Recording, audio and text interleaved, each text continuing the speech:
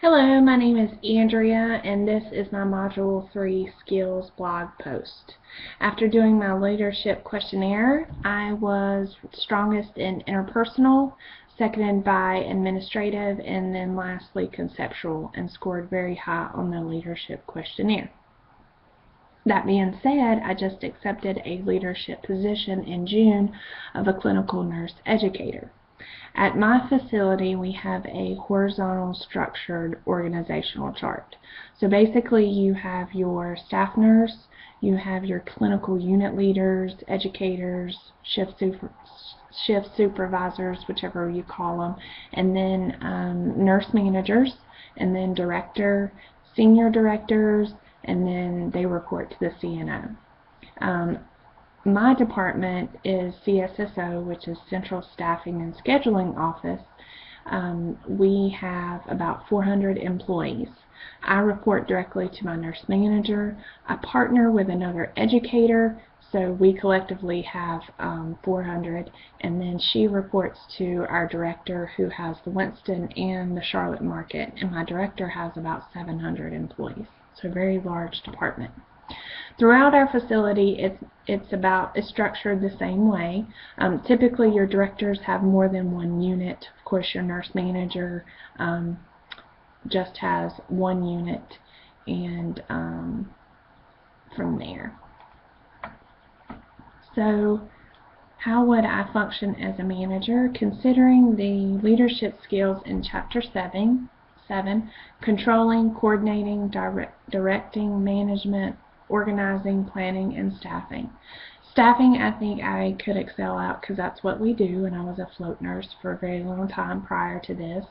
Coordinating and planning and directing, I feel comfortable doing. We coordinate care plans, we coordinate orientation for new employees, transfers, we hold classes, we have skills, all sorts of things. Organizing and management, I think, would be my weakest skills. I'm not great on the disciplinary actions that have to take place, and organizing as far as the paperwork and stuff. Once I sit down and I do it, it's fine, but making myself do it is the problem. My article was Transdisciplinary Healthcare Education Training Team Players, Journal of Healthcare for the Poor and Underserved. Basically, it talks about creating positive health outcomes through collaboration. And we have heard this and talked about this for years. You have to include all of us, physicians, nurses, social workers, PT, OT, RT, all of that, even reaching out into the community and primary care providers and all of that to provide a comprehensive preventative primary care.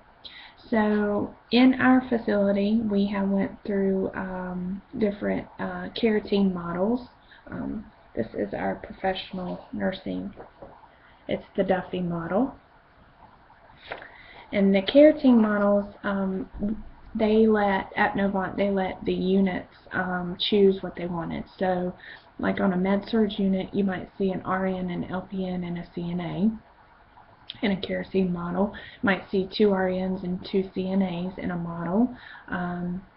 In critical care, there were several models. One was just a RN for 2 patients and an LPN for that unit, which was 10, to go around the assist with giving meds. And then some of the critical cares chose CNA. So it just depended on your preference and your comfort level and what they voted on. So I thank you, and